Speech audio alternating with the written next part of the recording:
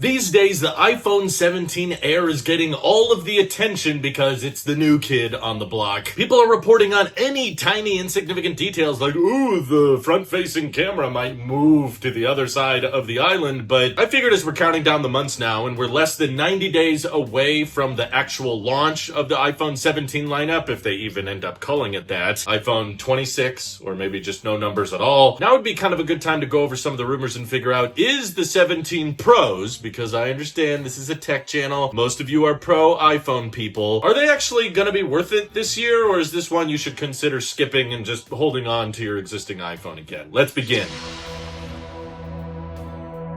So as soon as you strip away the Air from all of the iPhone 17 rumors, they actually get a lot more boring and stale, specifically when it comes down to the Pros, because unlike the entry-level iPhone 17, that's gaining promotion for the first time, but we just don't quite know the price point yet. But when it comes to the Pros, they've had promotion for like 4 years now, and they're not really gaining any additional lenses or additional buttons or much more functionality. If I would compare this to previous generations, I would say this is going to be more like the iPhone 11 year, as in 2025 at least is sounding like to be a camera-focused year. So the biggest changes that have been reported for the 17 Pro, aside from the slight design tweaks, yes, the camera bump is growing even bigger. Technically a visor design, which is what I wanted for a while, but yeah, I can't exactly say this is the visor design I wanted. It looks a little weird, but the telephoto lens is supposed to be switching to a 48 megapixel sensor, so now all three lenses on the back are going to be 48 megapixels, should enable some really good digital zoom as well as improved optical zoom, still 5x for both sizes, and for the first time in many years, they're rumored to be upping the megapixel count on the front-facing camera. It is still technically a 12 megapixel sensor. That's the sensor I'm using to record this video right now, and on the iPhone 17 Pro series, it's supposed to be jumping up to 24 megapixels. Now, before all of you start leaping for joy and thinking, oh, we're not even going to have to use our rear-facing cameras anymore, sensor doesn't change as much in my opinion as the lens and aperture, and because the dynamic island is such a visually sensitive area, you know, they're trying to keep the bezels thin, and of course it has to stay perfectly flat because it's the front of the device where the screen is. I don't actually think switching to 24 megapixels is going to make that big of a difference for videos and pictures. Technically a little bit more cropping ability, don't get me wrong, more megapixels doesn't hurt, but I just understand that the lens and aperture are definitely not going to be changing, so that's why I'm not anticipating the front-facing camera to be that noticeably different between year over years, even though, yes, it is a higher number technically on the compare page. And the 17 Pros are allegedly switching to an aluminum enclosure, away from titanium. No more stainless steel either. Basically just means the same type of enclosure. Maybe they engrave it or add more chamfered edges than the base models, but yeah, now it should be the same aluminum enclosure on the outside as a base model iPhone. So I guess some of you might see that as a material downgrade if you love steel or titanium. If you're like me though, you care about the weight of the phone a lot more and also how well it can dissipate heat, in which case aluminum, in my opinion, is still the far superior material for smartphones. Titanium and steel are mostly marketing gimmicks. They really don't have any kind of practical advantages when it comes to the enclosure that your smartphone is made out of. So if you can't tell by the narrative of this video already, I'm kind of feeling like the 17 Pros are going to be mostly skip worthy. And even if you're the kind of person out there rocking a 12 Pro or an 11 Pro and you're like, well, Drew, I've been waiting a long time, why can't I just upgrade because there's going to be a lot of noticeable differences for me anyway? Well, I would still recommend you check out the refurbished market or the secondhand market, because you'll likely be able to save hundreds of dollars by just getting a 16 Pro once the 17 Pro comes out, because that will naturally push down the resale value of the 16 Pros, which are still great phones. That's what I'm using right now. They have great speakers. They have very bright, vibrant displays that are incredibly responsive. You still get all those Apple Intelligence features no one uses. Who knows? Maybe Apple has some tricks up their sleeves in the fall. Maybe they come up with some AI feature that only the 17 Pros can do, because they are rumored to be upping the RAM count to 12 gigs. And Apple does love a good software lock, where they're like, this feature only works if you buy a brand new iPhone, but I definitely wouldn't bank on that. So just keep your eye on the used market to see what you can get 16 Pros and 16 Pro Maxes for. If you really don't care that much about Apple Intelligence, maybe even 15 Pros would be good. They still get AI, I just know they're not going to be as future-proofed. But another reason you might want to consider waiting until an 18 Pro or later is because this is the first year they're launching that 17 Air, you know, that razor-thin iPhone, and at least according to the rumors, it sounds like they're also going to be thickening the back of the Pro iPhones, which might be somewhat intentional. I mean, partly because they're saying the Pros are supposed to have better battery life, which is cool, it is handy, but once again, I try to remind everybody, battery is not a great reason, in my opinion, to upgrade because battery banks exist. They're very cheap. You can get MagSafe ones, you can put a charger in the car, you can put a charger on your desk, and very, very cheaply double the battery life on your iPhone. I use them all the time. But my point about the thickness is that I think this year in particular, they're probably intentionally trying to make the 17 Pros thicker than they've ever been with this new raised camera bump on the back. Hopefully that gets rid of the wobble if you're a caseless person. But also, even not counting for the camera bump, the rest of the chassis is supposed to get thicker, and I think that's partly to make the 17 Air come across as more impressive. You know there's going to be lineups in Apple stores across the country where people pick up the Air and they go, wow, look how thin and light it is, and then they pick up the Pro. And it almost kind of helps Apple emphasize how thin and lightweight the Air is if the Pro that people are holding it next to is extra chunky and extra thick. So if you're the kind of person that's like, no, I can't live with a single lens camera on the back and I care about battery life, so the 17 Air is definitely not the phone for me, I need a Pro. Well, if you're annoyed with the thickness of Pros, this might be one of those years that ends up really, really annoying you because it might be thicker than usual for the sake of trying to boast and brag about how thin they could make the 17 Air. And that would honestly be a good reason for Apple to switch to aluminum finally on the Pros for the first time in what, like 7 years? Because they know how thick and heavy this phone is getting. The camera's getting bigger, battery's getting bigger on the inside, and it sounds like they're a bit more weight sensitive this year. So that might be the whole reason they're going away with titanium and stainless steel on the Pros. But of course, it's all speculation. There could be some last minute stuff that comes up. Personally, a wild card feature that still hasn't been rumored, but I've asked for it many, many times, that personally would get me excited about getting a 17 Pro because personally, I'm pretty happy with my 16 Pro. I still kind of feel like it's overkill for what I need. I'm planning on keeping it. I don't plan on upgrading, but what could tempt me into upgrading is if Apple added a stage manager-like feature or a Samsung DeX-like feature, because we have USB-C on the iPhone. We know that's capable of outputting really high frame rate, really high resolution video, and we've already got a great camera on our iPhone. So if we could just dock our phone with an external monitor, let our phone become the webcam and the phone do the heavy lifting for whatever we're using our desktop for, that would be pretty tempting to just have like a desktop experience that could be powered from my iPhone. And I honestly think it's probably possible for our iPhones to do that already. They're just choosing to not support that. But now seeing how Apple has updated windowed multitasking on iPadOS, I feel like they could easily probably port over some of that software to the Pro iPhones for whenever you plug it into an external monitor. But I've been asking for that for a long, long time. They still haven't added it. There's probably some philosophical thing they've got against it where it's like, no, that would start to cannibalize Mac Mini sales and we want people to buy an iPhone and a Mac Mini, right? So we can't have that. Wouldn't be surprised if that's Jaws's whole pitch. But feel free to let me know if you guys are planning on upgrading to the 17 Pro or Pro Max, or do you want to wait till next year where Apple is rumored to be switching to their own in-house modems for the Pro iPhones? Again, that's not happening this year, just a reminder. And it sounds like there's a very real chance of a folding iPhone, maybe a Ultra, if you will, launching next year as well. So it's probably going to be a bit pricey, but that might end up being the dream iPhone because it has iPad-like features but can still fit in my pocket. Maybe you should save some money this year in preparation for when the iPhone goes big. But all that good stuff, drop it down in the comments below. And thank you to everybody supporting this channel directly. Seriously, helps us out a ton, as does just watching these videos. So thanks again. Have an excellent rest of your day.